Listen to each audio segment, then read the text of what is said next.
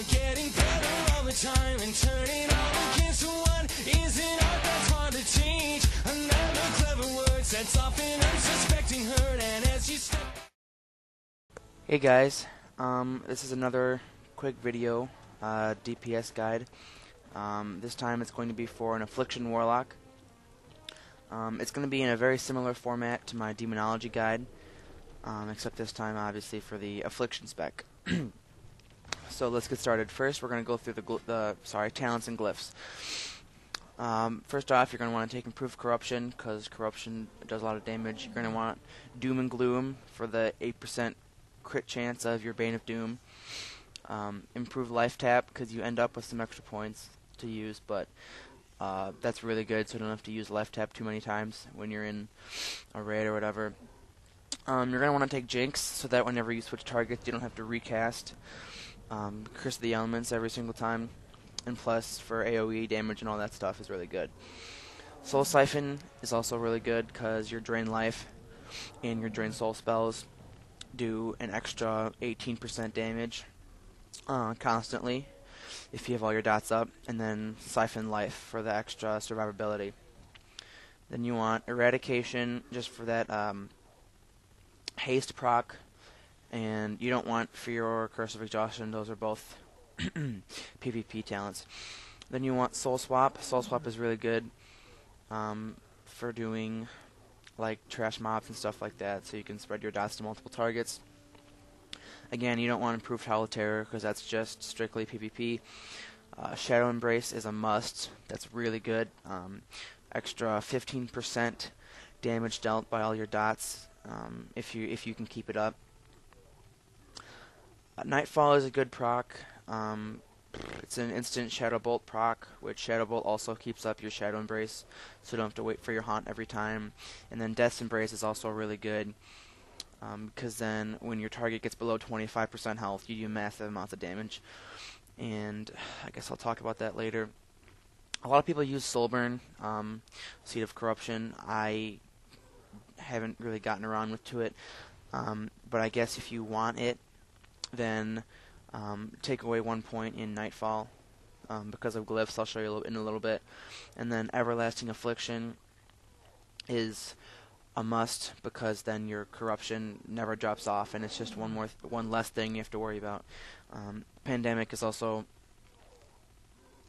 really good, because it takes off the global cooldown, and then when your target goes below 25% health, you switch to Drain Soul instead of Drain Life, and you don't have to worry about keeping up Unstable Affliction. And then obviously Haunt. For secondary talents, since I'm using the Drain Life spec, I'm not taking any of these talents. I choose to take Demonic Embrace for the extra health, Dark Arts for Felguard's Legion Strike, which does a lot of damage, Fell Synergy just to keep your pet surviving up, and then Mana Feed for the extra mana regen. It helps a lot. As far as glyphs go, there aren't really many options.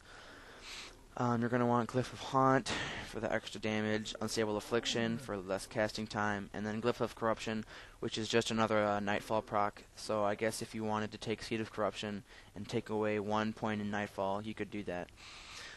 For major glyphs, I went with Souling, extra survivability, Soul Swap, which actually that's a must, because you can have 2 sets of dots on 2 different targets, and then Glyph of Fear for an extra CC in a raid situation. All the minor glyphs really are terrible, so I did Health Funnel, even though I never use it, Unending Breath just for swim speed, and then Ritual of Souls, because you use that in raids. Okay, that's talents and glyphs. I guess I'll go over stat priorities right now, real quick. I'm in some pretty decent PvE gear right now. I got some epics, some troll epics, and so your stat priority is as follows. Obviously you want as much intellect as you can possibly get, but you want your hit cap, which for raid bosses is 17%. I'm still working on that right now. I got about 11.02%. And then after hit chance, you're going to want to reforge to haste. And my haste is around 12%, which is pretty good. And then after haste, it's between mastery and crit. it's really up to you. Mastery sounds a lot better, but a lot of people say crits are a lot better, so honestly just reforge everything to haste. Hit and haste are your main two stats that you want. So I'm running about 12% haste, 11% hit chance, and then 13.84% crit chance, 11.84 mastery. Okay, now as far as rotation, it's pretty simple. You're going to want to have Fell Armor up, and you want Dark Intent. Usually you want it on a healer, but for now I'll just put it on my pet. So with Dark Intent, I'm at 15.39 haste. And with other raid buffs, your crit chance will be up 5% and all that fun stuff. Okay, so here we go. For the rotation, you're going to want to open with Curse of the Elements, and then you're going to cast Unstable Affliction, Bane of Doom, and then Corruption, and then you're going to want to cast Haunt. And then from there, you just want to Drain Life as your filler. Your Corruption is automatically going to stay up. You're going to cast Haunt on cooldown, and cast a Shadow Bolt whenever it procs. Keep your pet on defensive, and its Shadow Bite hits really, really hard. So that got buffed through the roof, and it's awesome. So here we go, let's start the DPS test. I'm going to cast all my dots. My Unstable Affliction missed. Okay, recast that. Got my Haunt, and then just start my Drain Life.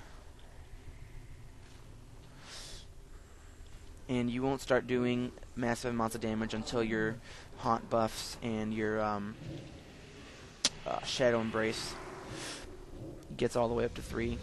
There you go, instant Shadow Bolt. It's really good. Another instant Shadow Bolt. So right now I'm running at about 9.7 DPS, which is pretty good. In raids, you'll end up doing a lot more because of raid buffs and all that other stuff. With this gear, I've pulled like 18.5k in Buried and Hold multiple times. So yeah, the DPS is really good, and as you can see, a lot of those heals are also really, really good. Bane of Doom. And another thing I want to talk about real quick is for Shadow Embrace, it takes a while, even after your Haunt hits, for it to reset to the cooldown. See, it went around a lot farther even after my Haunt hit the target. So just be careful about that. And then I'm just going to cast my Burst, which is Demon Soul and Blood Fury. Demon Soul is really good because you do extra damage with your dots. So right now I'm at about 10.8. Just keeping up these dots. And there you go, Shadow Bite hit crit for 34k. So this is a really, really good raid spec right now. And my Haunt just missed, so my those buffs are going to drop off. Other than that, I mean, that's pretty much solid rotation. I did about 11.4. Yeah. And Drain Life is your highest, followed by all 3 of your dots, then Haunt. Yeah, so that's basically just the rotation. It's pretty simple. Shadow Flame, if you're in melee, then you're going to want to cast it whenever it's off cooldown.